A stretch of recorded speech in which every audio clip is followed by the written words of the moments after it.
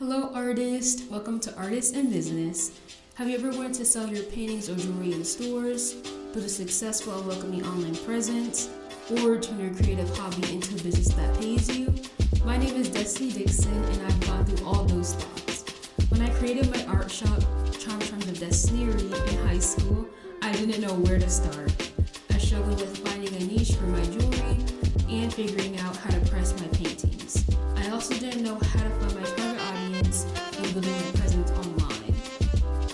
Thankfully, through lots of trial and error and self-reflection, I figured out what worked for me and what didn't. Whether it was selling my jewelry online and at vendor fairs, creating engaging art reels, or defining what my brand means to me. In this podcast, I'll share my experiences and tips I've learned to help you all turn your art and jewelry into a successful business.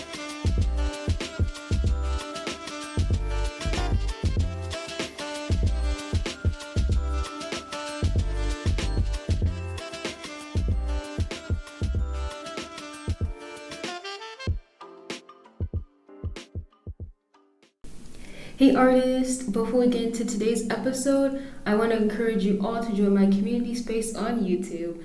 There I share more tips on selling your artwork and jewelry, fun videos about my journey as an artist, art challenges, and create a safe space for us to connect with each other. You can find the link to my channel in the show notes below. Hey artists, I hope you're all doing amazing. Today I'm going to be talking about how I started my art shop, CharmCharmz of Destiny Ari'e, and how I discovered my art could be a business. I feel like everyone has a starting point when they try something new, whether it's trying a new hobby like dancing, starting a new job where you have to learn all these new skills, or creating a business.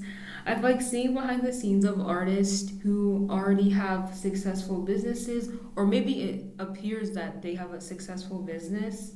I feel like seeing all the behind the scenes, like the mistakes, maybe challenges that they've had to overcome, honestly makes me feel more inspired to keep going with my own art business, because you see all the different realities that creatives have to face when they're trying to have their own thing going on.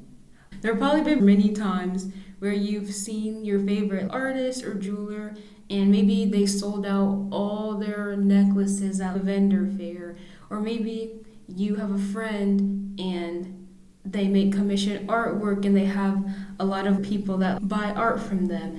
Maybe you're wondering, how can I also start selling my art? Or if you make jewelry, how can I start selling my jewelry?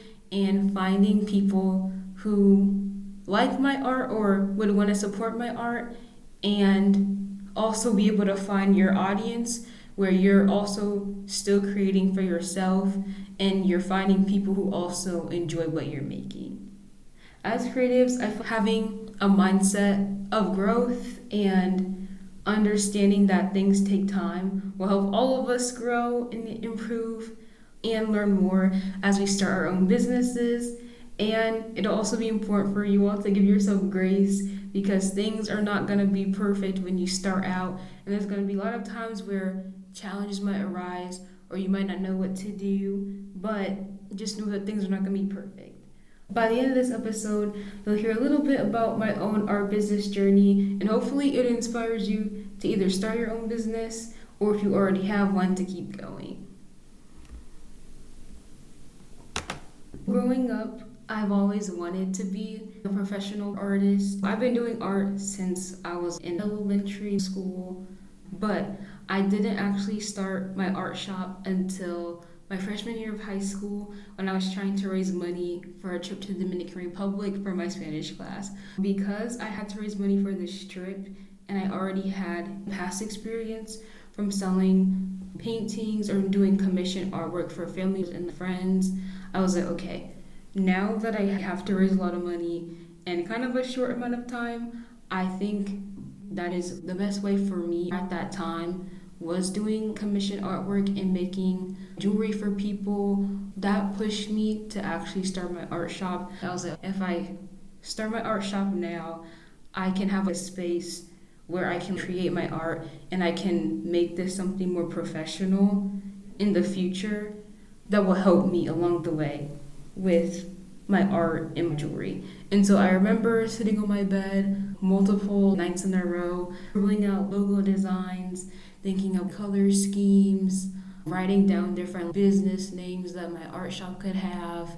I knew that my art shop would be a real thing once I started brainstorming everything. And I also remember in that moment I was trying to raise money for this trip. I was very motivated and inspired because I was like, I need to make money for this. I really want to go to the Dominican Republic for my Spanish class and get to travel, practice my Spanish. I remember also doing research on online platforms to sell my art and looking at other artists that I really admired or followed on Instagram.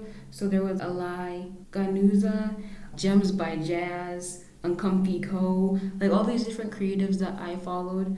I looked at them as inspiration as well to see what they did, like what colors do they use for their art and what items did they sell? Do I like any of those items? What items would I want to sell? I started thinking a lot about how I wanted my business to be presented and what I wanted to make and what I wanted people to see when they saw my art shop. And so I was basically doing market research without even realizing it. Looking back now, even though I didn't go on the trip because COVID canceled the trip for me, but looking back, I learned a lot about taking a risk to start a business, and also having inspiration and motivation can be a big factor in helping you to just go for it. And having inspiration can help you know what kind of business you want to start and how you want it to look. And so that was kind of the start of how my art shop came together. But there are 3 things that I learned about turning my hobby of art into a business. I think I learned art could be more than just a hobby when I was very young. I remember my parents were very creative. When I was in elementary school, my parents would paint their own designs on our clothes. Sometimes my dad would have this paint for clothing and he would repaint colors or designs on like Jordans, or him and my mom would take plain basic white t-shirts and they would paint like giant colorful flowers spiraling or popping out of a dark black void, or just lots of creative stuff. And I remember also seeing them sketch in notebooks a lot, have drawings of themselves or each other in notebooks. They also traveled and were in their own hip-hop group with my uncle too. So I saw them doing creative things, whether it was drawing, singing, rapping, writing novels and books. So all of that was in my environment growing up with me and my siblings. And I also remember when I was younger, because I was always seeing my parents being creative, I started being creative. So when I would watch movies, I would have empty notebooks or journals where I would recreate storylines and characters. So maybe I watched Alvin and the Chipmunks or something, and then I watched Aladdin. I might have made a crossover comic about all those characters going on a crazy adventure. Or sometimes I would make my own characters, maybe have enemies to lovers trope with lions or tigers and other characters that I had made up in my head. And so I realized from a young age, seeing my parents make an impact with their art and then continuing with my art as I got older and having support from family members definitely helped me grow. And as I started participating in art stuff more in school and improving my skills and hearing people appreciate my art or be inspired by my art, and then having family friends and people asking me to draw them or paint them something, were things that really motivated me to keep going with my art and made it feel more real that it could be something that I have as a career.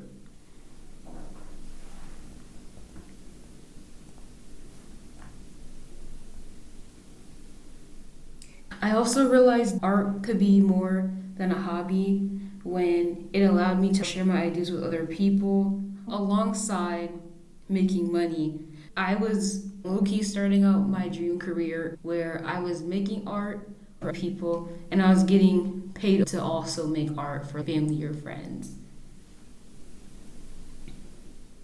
In life, Having my own business also became a very important factor for me in my life because later in life I was then being raised in a single parent household with 5 younger siblings. I remember my mom strongly encouraging us to pursue entrepreneurship and to develop a mindset of working for yourself.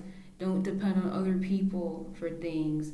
And she really emphasized building generational wealth and financial literacy, knowing how to count money, knowing how to run your own business. She was very serious about this, and she still is, because she wants our family to be successful. So art as a hobby and turning it into a business was not only for my own creative purposes, but it was also a way to create less financial burdens and be a role model for my family to show them, hey, we can all start our own businesses and be successful in our own endeavors or whatever we're interested in. Overall, maybe in your own life, a classmate told you that they would pay you to finish their art project or draw something for them, or maybe you had a family member ask you to paint something for their kid's birthday and they would pay you. Maybe someone simply just gave you a compliment because your art was fire, your art style or your jewelry made their day and they would love to see it displayed somewhere else, whether it's in a store or on a t-shirt. If you've ever had people showing interest in your work, you should just take a chance. Even if people don't show interest in your artwork right away, or maybe they don't let you know that they have interest in your artwork, putting yourself out there on social media for yourself or to inspire others, or even participating in other opportunities to showcase your artwork, whether it be art competitions, galleries, or events. These can all help your art be seen and possibly attract people who are interested in it. The second thing that helped me discover my art could be a business was when I started having my first sales. When I first started my art shop to raise money for this trip, I started making Palmer clay earrings. A lot of my jewelry was inspired by dishes in the Dominican Republic. I also made things like shrimp earrings, pizza earrings, bizcocho earrings, and sea bunny earrings. When I wasn't making jewelry, I was doing a lot of commission artwork, so painting portraits of family members or commemoration pieces where a family member passed away, but they want a painting of everyone. I would do that. Or people would want portraits of their pets. I also wanted to create cute resin Palmer clay charms that people can carry with them because it can bring you a sense of comfort and also appreciating the beauty of other people's work and having that with you. That was something that I kept in mind. And the last thing that made me realize that my art could be a business was becoming confident in selling my art and just starting. What made me feel most confident about selling my artwork and jewelry was not just support I got from family and friends, but also experimenting with different approaches of how I want people to find my artwork and jewelry. I would think about, do people engage more with my stories, my posts, my reels? Do they like reels more than they like photos? I tried different ways of posting to see what actually worked best for me and people that like to watch or see my art and jewelry. And I would pay attention to what was working, what wasn't working, and I would see what I could try differently. And I also looked at what was trending within my niche. I would say you don't have to follow trends at all, but I will say trying out different trends within the niche that you make your art or jewelry in can help people who also like that type of art or jewelry find your stuff. So let's say you make cute charm resin jewelry and there's other people who also make similar things that are maybe doing 30-second reels about what they made in a day, or come spend a day with me to restock my resin charms. Trying out different things like that can help a lot. And there's been times where I tried different trends for my artwork that I saw other artists doing, and it helped me get lots of exposure because it worked out and it turned out well, and people thought it was fun and engaging, and it was a way for them to connect with me and also see what I was making. So I also recommend experimenting. That helped me become more confident because I was creating things that I enjoyed And when other people showed appreciation for the things that I was making, it also made me feel good as well. Like I get to do what I really love to do. Overall, self motivation, inspiration, and support from others helped me build confidence in creating and eventually selling my artwork and jewelry. In the meantime, I want you all to think about why you want to start your own business or why you started your current business.